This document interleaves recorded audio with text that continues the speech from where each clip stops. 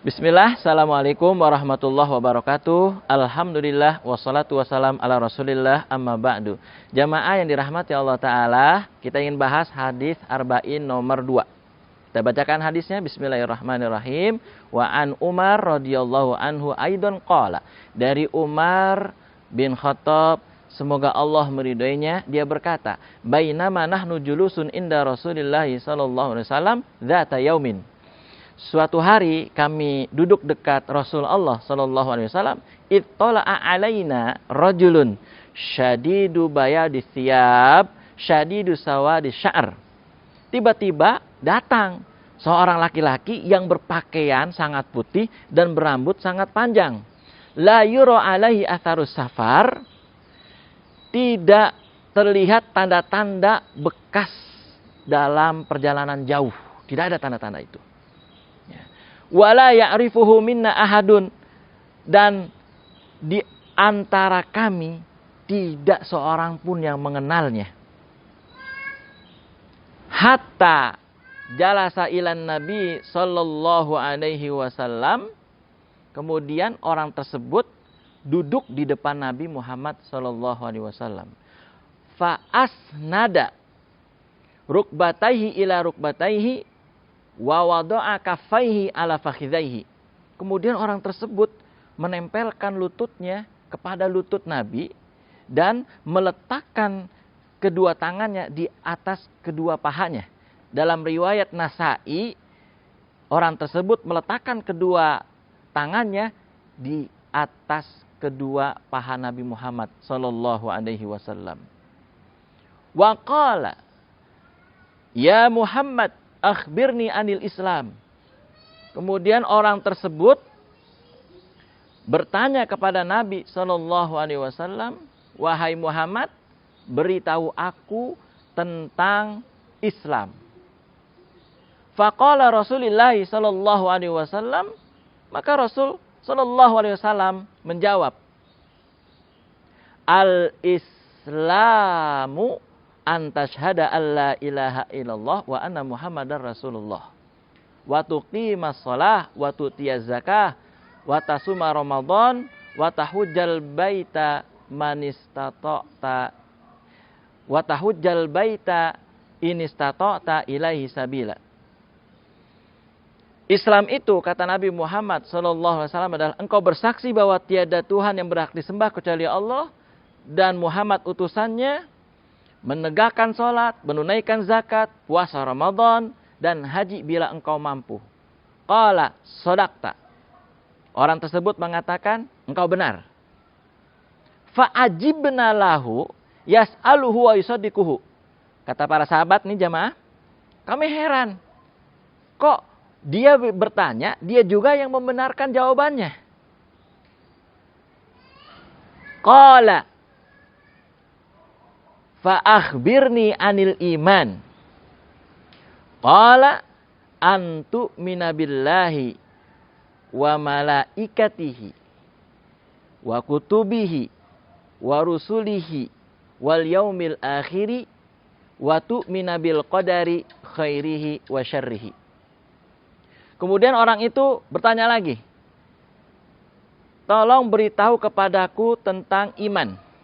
Maka Nabi Muhammad sallallahu alaihi wasallam menjawab, iman itu engkau beriman kepada Allah, kepada malaikatnya, kepada kitab-kitabnya, kepada rasul-rasulnya, kepada hari akhir, kepada qadar yang baik dan qadar yang buruk. Qala sodakta. Orang tersebut berkata lagi, engkau benar.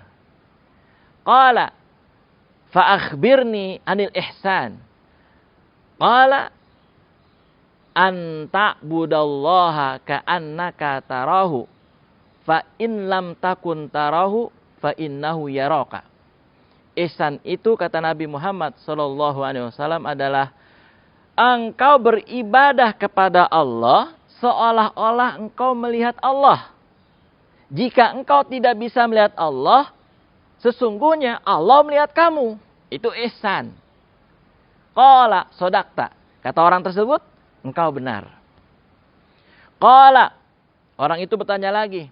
fa akhbirni anis sa'ah. Qala, orang itu berkata, Muhammad, tolong beritahuku tentang hari kiamat, tentang kiamat. Kapan itu datangnya? Kapan datangnya hari kiamat, tentang kiamat? Qala, Nabi SAW menjawab, mal mas'ulu anha bi'a'lama minas sa'il. Yang ditanya tidak lebih tahu daripada yang bertanya. Maksudnya Nabi nggak tahu lah tentang hari kiamat itu kapan. Qala, maka orang itu bertanya lagi, fa akhbirni an amaratiha. Maka orang itu berkata lagi, kalau begitu tolong beritahuku tanda-tandanya saja. Tanda-tanda kiamat. Apa itu? Qala, nah kalau tanda-tanda kiamat Nabi baru bisa menjelaskan. Tapi kalau datangnya hari kiamat Nabi nggak tahu. Ya, tapi kalau tanda-tanda kiamat Nabi tahu. Nabi menjelaskan, kata Nabi, antalidal amatu rabbataha. Jika ada seorang budak perempuan yang melahirkan anak tuannya. Ini tafsirnya jamaah yang dirahmati Allah. Budak perempuan yang melahirkan anak tuannya. Ini ada yang menafsirkan, saya ngambil pendapat yang satu saja dulu ya. Yaitu ini adalah kiasan. Saat itu, zaman itu, ini kiasan ya, ada anak yang durhaka atau banyak anak yang durhaka kepada orang tuanya. Sampai-sampai kedurhakaannya itu, orang tuanya takut sama anaknya sendiri. Kebalik jamaah yang dirahmati Allah. Keadaan itu, zaman itu tidak wajar. Ada anak, ya, seperti orang tua seperti anak. Jadi, orang tua takut sama anaknya seperti budak takut sama tuannya. Seperti zaman sekarang terjadi jamaah. Banyak anak-anak yang durhaka. Mentang-mentang dia sudah punya jabatan, punya harta yang banyak. Sampai-sampai orang tua seperti budak. Wal iyadzubillah min dzalik. Padahal jasa-jasa orang tua tidak bisa kita bayar. Jasa susu aja, air susu ibu, tidak bisa kita bayar. Nggak bisa. Karena kita juga tidak bisa nyusukan kan. Nggak bakalan bisa terbayar. Sebesar apapun kita balas jasa-jasa orang tua, ya nggak akan terbalas. Itu jamaah yang dirahmati Allah Ta'ala. Kemudian, wa antarul hufatal uratal alata ri'a asyai yatatawaluna fil bunyan. Engkau lihat ada orang-orang yang tidak beralas kaki, tidak berpakaian, penggembala kambing. Ini nunjukin orang-orang miskin nih. Orang-orang miskin. Berlomba-lomba mereka di dalam mendirikan bangunan-bangunan yang megah. Artinya orang-orang miskin ini berlomba-lomba dalam meraih kekayaan. Dan itu sudah terjadi jamaah. Orang-orang miskin banyak yang berlomba-lomba meraih kekayaan. Ini kata Nabi Muhammad SAW tanda-tandanya. Kemudian jamaah yang dirahmati Allah Ta'ala, setelah Nabi menjelaskan tanda-tanda itu, qala sodakta. Engkau benar. Summan tolako. Kemudian orang itu pergi.